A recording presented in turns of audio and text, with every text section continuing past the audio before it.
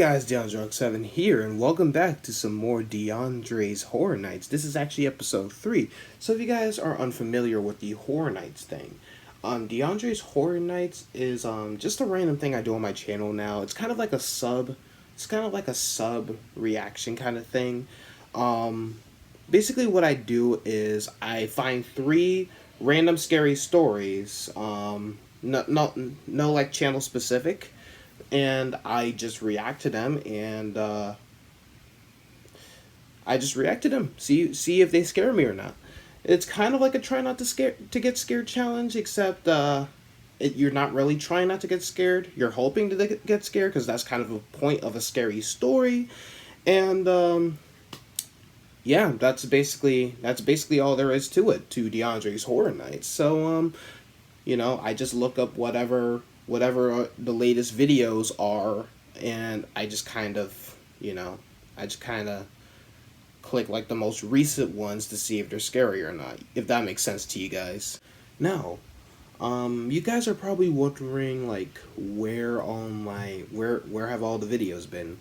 Well, I have a pretty simple answer for that. I've been in the process of moving, and yeah, I just been busy packing, and you know, the moving company came, and you know, they just took all our couches and TVs and stuff. So yeah, that's basically what's been going on. So just in the process of moving, so videos are gonna be coming here and there, but don't worry, because in like 2 weeks I'm gonna be back to like my usual schedule, maybe, probably, I don't know. And if you guys also don't know, I have a new schedule, which I'm actually going to be announcing by the end of this video, because I don't want to ramble too long for you guys. I don't want to be rambling too long for you guys. That's how you lose subscribers. I'm trying to gain subscribers. But anyways, let's get to the first scary story, shall we? Alright, you guys, so this first video is called Child of the Cliff, Scary Story Time, something scary, and this video is made by Snarled. She's a pretty good animator, so Snarled is a pretty good animator, and her something scary stories are actually really, like, there's something you can actually watch, and I want to be as good as I want to be a good artist like her, because like her art's pretty good. And I think the person's name is Sapphire. Sapphire, if you're watching this video, please show me the way. how do you draw that good? I'm rambling on too much. I'm sorry, guys. So without further ado, let's react. I can't be loud because I have guests over, and I don't want people thinking that I'm crazy. So yeah. Hey, I'm Sapphire. Want to hear something scary? Not really, but I haven't done a video like this. I don't like the low whispers. The following is based on a Filipino urban legend submitted by Jethro. Pastel and Greg were a happy young couple in love. One of their passions was traveling. They loved to gaze upon the natural beauty of the world. It was how they felt closer to God. Their favorite spot to visit was Mines View Park, a cliff with a spectacular view. That's where Greg proposed to Pastel, and where they held their simple wedding ceremony. Hey. Not too long after, Pastel became pregnant with their first child. Pastel and Greg, being a very things move fast with these two, were constantly showered with assurance from their friends and family that their baby would too be beautiful. In the months leading up to their baby's birth, they prepared the nursery and bought many toys and clothes. They spared no expense. They had traveled all over the world to see God's beautiful creations, but they knew nothing would be more beautiful than the new life they would soon be blessed with. They were ready to see God in their new child. The day finally came. Pastel had chosen to give birth your child's not Jesus. In their home. That's a fact. She was in labor for quite a while, and Greg in a was starting tub to become concerned. But well, I guess that's not too weird. People do that. Everything was fine. After many tiring hours, their baby was born. Congratulations, you have a healthy little girl. The couple smiled down That's at a girl? the miracle. But only for okay, that was a little rude, but... The baby's eyes were large and uneven, almost bulging out of her skull. One of her ears was folded she kind of looked like, one of her arms the Hunchback of Notre Dame. Is she okay? Pastel asked the midwife. Oh, yes. She's a very healthy young girl. Despite these minor abnormalities, she will live a long, happy life. Congratulations again. You are so lucky. What are you naming her? The couple didn't answer. Later that night, neither one of them... Savages! They just sat in bed, their thoughts racing through their minds. Their unnamed baby, however, was sleeping peacefully in her crib. Pastel turned to Greg. Aww. That's not our baby, she said coldly. I don't see God in that child. Dang. I see the devil. Early the next morning, Pastel and Greg decided to visit Mountain View Park, thinking it would raise their moods. Pastel carried the baby in her arms as they approached the edge of the cliff and looked out over the valley. The sun was just barely rising. It was still early enough that no one else was at the park. Pastel took a step towards the edge, and another, and another, and let her arms drop. Greg rubbed her back comfortingly. We'll try again, honey. A month or so later, Pastel became pregnant again. Every day leading up to her due date, they prayed to God that their baby would be born differently than last time. And she was. Pastel gave birth to a healthy baby. Wow, that's messed up, actually. Were a seamless blend of her parents. She was perfect to Pastel and Greg in every way. Whatever happens to them, they have it coming. I'm just saying. On Angela's 4th birthday, they took her to their favorite park so they could show her their special place by the cliff, and that way it could be their special place as a family. But when they entered the gate, Angela began to cry. I don't like this place, she sobbed. Can we go home? Dang. We just want to show you our favorite place in the world, darling. Pastel tried to comfort her. She knows. It's just she knows what's up. You're going to love it. Angela was putting up a bit of a fight, and her parents were embarrassed by the scene they were causing. But they managed to get Angela to the cliff, and that's when she completely lost it. Mommy, no, please don't hurt me, please.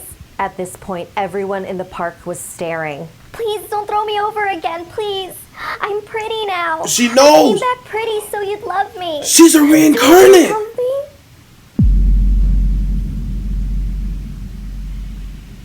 Yo. I wasn't expecting that twist. I thought the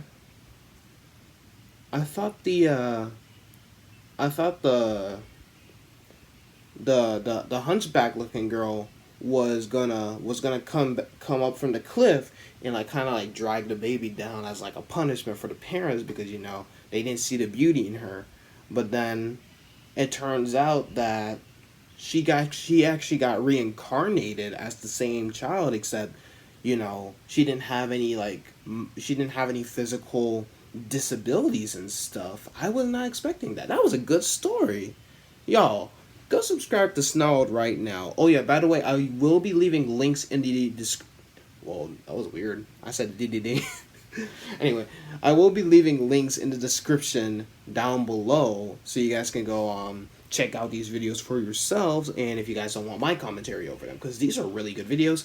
And subscribe to Snarled. I need to do that because I don't think I have, but I'll check after this video. Anyways, let's move on to the next story. Oh yeah, let's do something new. We're gonna do scary scores now. So what would I give this story? Let's give it we're gonna rate it from 1 to 10 because that's how I usually rate things. 5. If it's a 5 or lower, that means it's bad. It's just a crappy story. 7 and 6 meaning it's not really scary, but it's an interesting story. 8 through 10, that's the true scary score. Yeah, that's the true scary score. So I'm gonna give this a good 7 because I actually did like the story, it just wasn't really scary enough. Like, it was more of an interesting story for me. So it wasn't scary, but it was an interesting concept of a story. So I'll give Snarled a 7 out of 10 here. Alright, now on to the next story. Alright, y'all, so this next video is called 2 Missing Girls Scary Animated Story. This video is by Don't Turn Around Scary Stories. I don't know what that was. Anyways, I never heard of this channel, actually, so, let's give it a chance, shall we? Don't Turn Around Animation. Oh my gosh, that kid looks creepy. When I was walking home from school, kid looks creepier than the whole concept of this video. On a fence. Now it had been raining real bad all night and all day. First of all, why are you walking through that terrifying forest?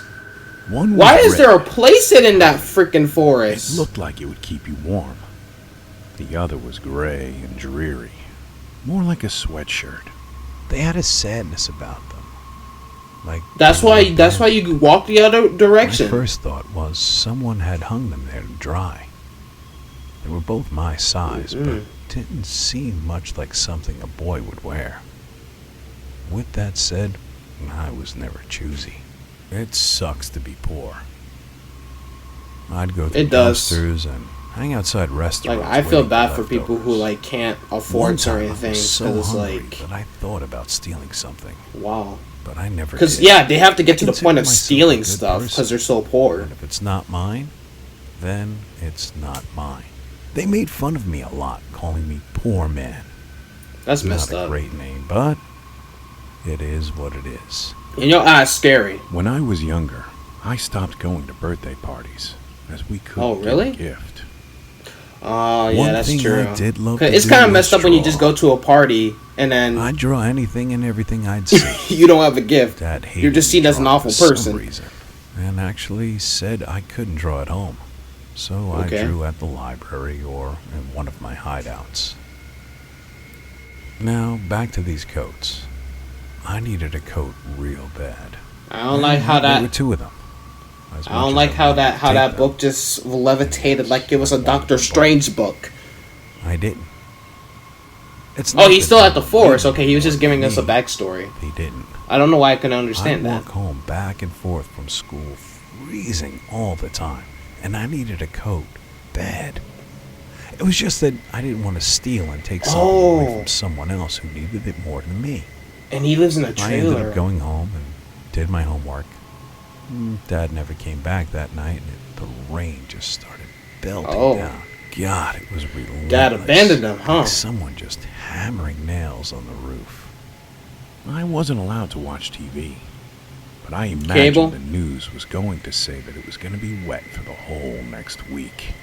And as I walked to school, the coats were still there. School happened. Hey, poor man. I'll punch you in the face. Your eyes are too close to your freaking. Your eyes are too close to each other. Maybe they fell out of a plane. What the heck? I considered looking around to see if there was any luggage. I don't think that's how that would work. My but gut okay. was no one was coming back for them. Unless it's actually possible. I don't know. I know it might seem weird to you. That looks a little too big for you, my boy. Out of these coats, but when I was younger, my mom, before she died, gave me a baseball. She said it was a very special baseball and that it was signed and worth a lot of money. I hid it in a tree, just to be sure that my dad wouldn't take it and sell it. There was a project at school where they asked us to give a presentation to the class. It was about what meant something to you. And, like the biggest idiot, I told the class about my ball. I didn't think much about it until a few weeks later. I don't like how your mouth is moving. And it was gone. I had never found out who took it. But having something taken from you is the worst feeling ever. That's true. Now, back in my trailer, it was so bad you could see the rain flying horizontally through the air. Dang. I checked to see if there was a name tag in the coat. Mad. Speaking of mad, my dad was furious when he saw me wearing the new coat. He screamed at me and asked me where I got it. I told him I found it near the river. He grabbed me by my shoulders and yelled I shouldn't pick up stuff that belonged to others, and went to hit me. I stepped back, just missed his fist, and I ran out the door as fast as I could. It sucks to have a dad who thinks you're a punching bag, but that was him. Yeah. And while I loved him, I feel bad for kids in that situation made too. my life a living hell. As I ran through the woods, I heard his voice bellow out behind me as he yelled out my name. And I sure as hell didn't stop. Instead, I ran to the school where I knew there was an unlocked That's shed a school? that I could always crash in. Oh. It was kind of like I was about to say, what kind of school are you going to? Shed Hotel. I stayed there all night and never went home. I must have been the first one at school that day. The rain continued to attack me on the way to the main building, but that coat was awesome. At lunch, I sat alone. I was a little out. I like how that bunny's looking at me. It's the only bench available. I didn't mind much as I. This is an interesting story. Of course, I didn't have a lunch. Interesting so far. I wanted to be as far away from the smell of food as possible. There was some commotion at the other end, and then a silence, as I saw some hats walk across the courtyard. I recognized them right away, as they were the local sheriffs. Yep. They had been to my house a long time ago to speak with my all your dad kids about ugly. something Well, except for my the two in the mom back. The minute they went to the principal's office, everyone continued chattering. I asked someone what was going on, and they looked at me like I was an alien. Everyone seemed to know more That's than me. me. That's me whenever people be talking about like allowed to watch new TV. movies and stuff. Or maybe it was because I didn't really have any friends. I don't know. Eventually, a 6th grader told me that 2 8th grade girls had gone missing the day before. And everyone was sad. The 2 girls I didn't know, who had been playing in the woods, had just vanished. There were even news vans parked outside on the street next to the school. They got kidnapped. Reporters trying to interview parents. A sheriff was handing out sheets of paper. Oh, gosh. So I went up to him. Turns out they were missing posters. Oh, gosh. Drawn by a sketch artist. One of the girls was called Catherine, and the other, Madeline. Yep, Madeline. Madeline had on a similar coat to mine. Wait, it suddenly occurred to me that Mad could be Madeline. My heart. You think? Had I taken her coat? As I stood there in front of the officer, I felt like I'd get in so much trouble if he knew. He stared at me, and then he stared at the coat, and I wanted him to figure it out for himself and ask me about the coat. But he didn't. I slowly like walked how he's away staring at and him. sat in a classroom, thinking about what I should do. As kids came in, they talked about how sheriffs were everywhere searching for Mad and Catherine. I stared at the coat in the sketch, That's and then crazy. looked at the reflection of the real thing in the window. I was so scared that someone would suddenly say I had that coat on, and scared that no one would realize. I thought about going into the bathroom and just dumping the coat, and then letting someone else know that it was in there. The sheriff. I think the sheriff's a came into my kidnapper. Classroom. He asked everyone if we had seen anything. When no one answered, he gave us a talk on not going off with strangers and how dangerous it could be. Someone He's the asked me about kidnapper. some other kids that went missing a few years back. Now, I didn't know about them, but the sheriff said it was true. Mad and Catherine weren't the first kids to go missing in our town. When the sheriff left, I felt My man just so sunk to the bad. pits of hell. Tears welled up on my face, and I pushed them out of the way. I felt eyes all on me as kids looked my way. I got up, and I ran out. Not because of them, but because I had to do what was right. I mean, those girls might That's be true. on their last breaths, and if I didn't help, they might be lost from the world forever. The sheriff Maybe it's was in too the late. hallway and turned to me as I ran out the door.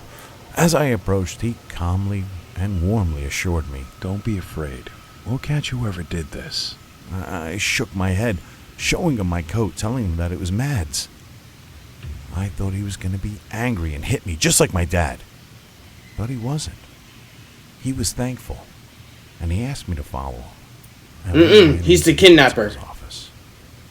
He's definitely the kidnapper now. I know he is. I just get that vibe from him. I sat there alone for about 10 minutes before he came in and gave me his sheriff's jacket. It was several sizes too big, but really warm. He said it was mine for helping him out, and he asked me if I'd show him exactly where I found the coats. I said, of course I'd help them, and led them to the fence. As we arrived, we were met by another detective who was also a police sketch artist. When we were there, he asked me where the other coat was. I told him it was at my place and that my dad probably had it. And he asked me where I lived, then asked who my dad was. The sheriff then told me something that shook me to my core. He said years ago when I was young, when my mom disappeared, some other kids had gone missing too. My mom had been to the police station with a drawing. Apparently it was one of mine. It was of a man with two girls, both in raincoats with flower patterns. Maybe they made my dad a suspect in their disappearance, but they could never get enough evidence. Okay, so maybe the police officers and the dad is the kidnapper. They thought it was him, but again, they couldn't prove it. They couldn't prove it. They asked me to think really, really hard whether I knew anything that could help them.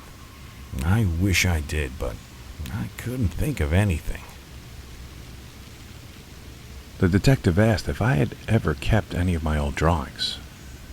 I'd had them under my mattress. That big cockroach? No, I Heck had secretly kept everything there that I'd ever drawn from a very, very young age. Ever since I lost my mom, and, well, I didn't want to lose anything else. We all went to my trailer together. Dad wasn't home. I heard some of the cops say that they had a warrant for his arrest. Which was confirmed by the detective as he looked over my pictures. I hadn't looked at some of them in a very long time, and I didn't remember most of them. But I could see how, as I grew up, the suspense is killing me. Some of the drawings were of two girls, both in raincoats with flower patterns. They questioned me about them, but I couldn't really remember anything. I couldn't remember even ever drawing them. They were pictures of a woman with long black hair. I knew that was my mom. I loved her smile. The kidnapper? What? And then there was the man in black. This was my dad. Okay, he had an never mind. Face and large, the dad is the kidnapper. Hands. I was often walking in the woods, and it was chasing me and just jumping out from the trees behind me. The detective, whose name was Jason, told me how good the drawings were, and that I had a lot of talent. He was trying to help me remember stuff, and whenever I said anything, I guessed it was important. His eyes would widen, and he'd look over at the sheriff. Now, there was a blue rectangle in several of the pictures. In one, it's a cage. Two girls with raincoats. They asked me if it was a house. I couldn't remember what it was. It's a cage. Until I saw a photo with a ladder on top of it. My eyes lit up, and they instantly knew that I knew where it was. On one side of the trailer park was a very rocky cliff edge. Everyone stayed away from it because it was so dangerous. But I remember once my dad taking a rope ladder there. Well, I remember this because I followed him thinking he was setting up a swing for me. But it wasn't. And I forgot all about it until now. The sheriff ordered officers to that area. I don't like how the sky's like bloody now. So I watched a video on a monitor, like pointing out red. exactly SWAT where I saw my dad take that ladder. It's about to get real. Approach with extreme caution. We see a cage. He's here. Suspect is here. As I watched, suddenly I heard gunfire. As one of the officers went down, everyone flinched. The sheriff yelled commands, and panicked and screaming voices came through the radio. Just imagine being that young in that situation, man. Jason shuffled me into the other room, so I couldn't tell what was going on. About half an hour later, the sheriff came in, and Jason asked if the girls had been found. But the sheriff looked sad. He told Jason to wait outside and then sat down to break some news to me. And he said that my dad was shot and dead. I asked if he got the girls, and he nodded his head and whispered, Okay, the girls are safe. Okay, so the dad was the kidnapper. I couldn't help but smile. They were no longer lost. While I loved my dad, I felt somewhat relieved. It meant, for sure, I knew my life was going to change, and to be honest, he was, as Billie Eilish says, a bad guy. By the way, this story doesn't end bad. I graduated high school, went to college, graduated, went to Quantico, became an FBI agent. Good for you. Good for you. I did lose my leg at some point, but I'll save that story for another time. I now hunt bad guys, and while I'm not proud that my dad was the raincoat killer, I can say this to all bad guys out there. What's that? Don't turn around. I'll be right behind you. Yo, that was awesome. That was awesome. Yo, that actually made me think. Like, that actually made me think who was the kidnapper, who was the killer or whatever. And then I realized, like, I kept thinking it was the sheriff because of how creepy it was. He kept giving, like, this awful gaze that I had, like, that gave me a bad feeling, like, gave me goosebumps. And then the dad was, and then I realized it was the dad because, like, you know, the drawing gave it away that it was the dad. And then for a split second, I thought it was the mom because, like, the mom pictures and stuff. But then I realized, no, that's not right. It was definitely the dad. So,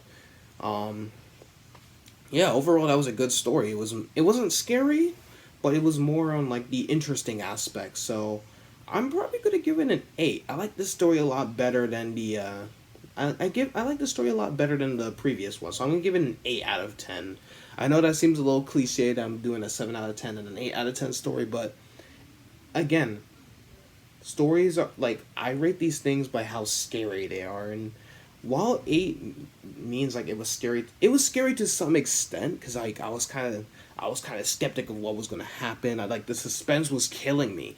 And yeah, overall it was a good story. Like, yeah. So I'll leave a link to the description down below so you guys can, like, go share that video with friends and stuff, because that is a good story for those of you who have friends who are into, like, scary movies and stuff, like not scary movies, but, like, you know, anything with a horror aspect in it. Alright, this next story is called True Childhood Horror Story Animated.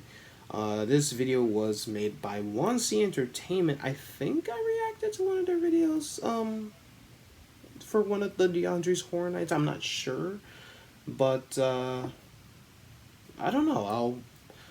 Let's check it out. Let's see what this story is about. All it's saying is True Childhood Story Animated. So you know, maybe, well, I mean, it is based off of a true story, so that means this happened at some point in history. I am not, I hate true scary stories, because that means, like, if this can happen to them, then it can happen to you. So, that's why I don't like these stories. Let's react. Link will be in the description down below for you guys to check it out for yourselves. When I was 8 years old, I used to live in my grandma's house in Ecuador. Many of the neighbors would talk to my parents about seeing weird stuff in the house, like shadows moving around the windows when we weren't home. The first thing that would come to our heads was that someone must have broken into the house, but nothing would ever be missing. Of course, they didn't think that there was someone breaking in. They were sure that our house was haunted. Everyone even refused to come inside for parties or any other special occasion. They told us to get a priest and to get rid of any bad spirits. We didn't take their warnings as something important, because my parents don't believe in those kinds of things. Although I would hear someone going up the stairs at night, our stairs were really old, so they would make a loud sound when someone would step on them. However, when I checked, there was nothing. I would just run to my bed and cover my head with the sheets until I fell asleep. One night, someone started knocking on the door really hard and screaming. We got really scared, as it was 12:30 a.m. and everyone was asleep by then in our neighborhood. It was extremely rare that someone would be up at that time. My dad took his shotgun and told my mom and me to stay in my room and not move. Real OG. I was scared for my dad's safety, but I felt relieved when my dad said my neighbor's name. He informed us that a water pipe had broke in our backyard and the water was spraying his house and broke one of his windows. Ooh.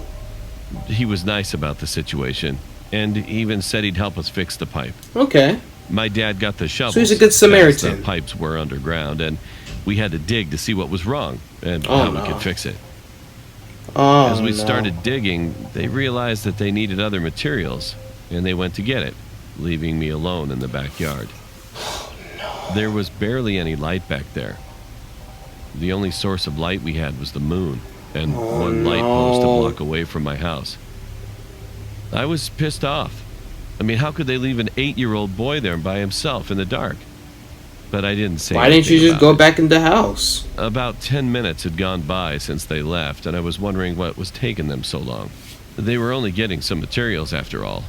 But as I was going to go back inside, I saw something really fast at the corner of my eye. I froze. I wanted to run, but I couldn't. I wanted to scream. Is this Naruto? I couldn't. What the freak? All I could do was move my eyes.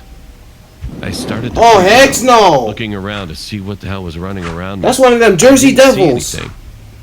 It was as if there was nothing there at all. But then I looked to my right, and I saw something that haunts me to this very day. It was a demon. Oh, heck no. That dude looked like the dude from Bleach. I mean, not Bleach. Death Note. It had long, skinny legs with a really buff body. It also had very long spiral horns, and his eyes shined in the dark. I still couldn't move. The thing ran by me, looked at me, but it didn't do anything to me. It just looked at me. It could have been a goat or a sheep. I've never seen one so big or one that walks on 2 legs like a human. It ran, and I hid behind a big tree by my neighbor's house. Finally, I could move. I yelled at the top of my lungs while crying hysterically. My dad came running with his shotgun in hand and asked me what was wrong. I explained what I saw to him, but he didn't believe me, nor did my mom. But someone did. My neighbor told me that he thought nothing happened to me because I'm a kid. As time passed, I slowly got over it. I moved from that house and moved to New York. My grandparents sold the house, and I left that experience in the past. However, that's not where this story ends. Oh, come on! In my sophomore year in high school, I had a nightmare. The thing that I saw that night was in it this time. I could only see its head as it was hiding behind the big tree.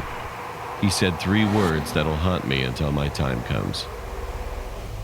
It said, "You can't hide." I woke up from my nightmare and headed to school. Heck to the no. While in school, at around 12:30 p.m., there was an announcement. A classmate of mine had been killed in front of my school by a car without brakes. I turned pale as I thought my nightmare may have something to do with the incident. I was scared and even went home early. I told my parents about it, but this time they took me to a priest and he said he'd give me something in 3 days. Yep. Every single big day guy gonna help you. Big guy gonna help you. My priest gave me a blessed cross, and I haven't had any nightmares about the thing anymore.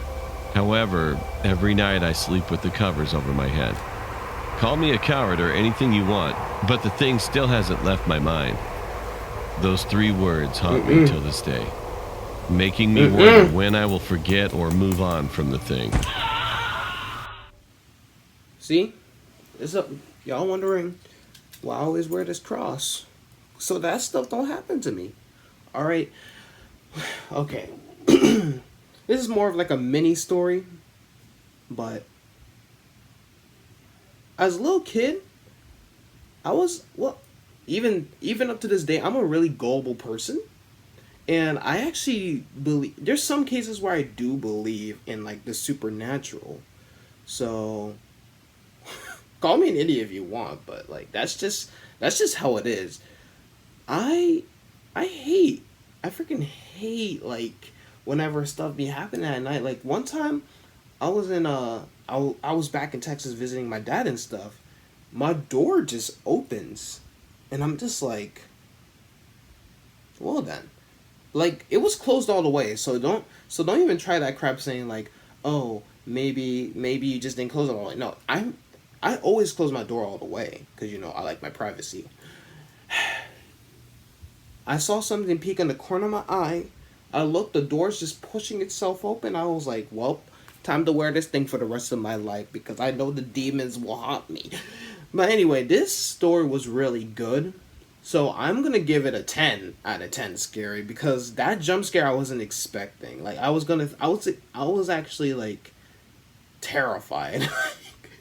I saw like the long thing like dash across the screen. I was like I was not having it today. Like, Lord help me, because if this thing's really out there, ooh, you gonna help me. But anyway, yeah, this is a 10 out of 10 story. So, that's basically how I'm gonna rate it. So if you guys enjoyed this video and you guys want more Deondre's Horror Nights, make sure you guys smackety smack that like button and comment down below on what other scary story animated stuff that you want me to react, or just scary stories in general, whatever you guys want me to react to, because I'll do it for Deondre's Horror Nights. I actually really like these. And make sure you guys subscribe. I don't just make reaction videos. I also make gaming videos, cartoons, Reddit stories, all that, you know. I'm good with the being you. So, yeah, I'd really appreciate if you guys subscribe. And also click the bell notification so that way you guys will be updated on whenever I upload. So, yeah, it's a win-win for you guys. And, if you guys want to keep in track of what's going on in my life and stuff like that, make sure you guys follow my social media, Facebook, Twitter, Instagram, and Snapchat. Links to those will be in the description down below, and I will see you guys next time. DeondreHawk7 out.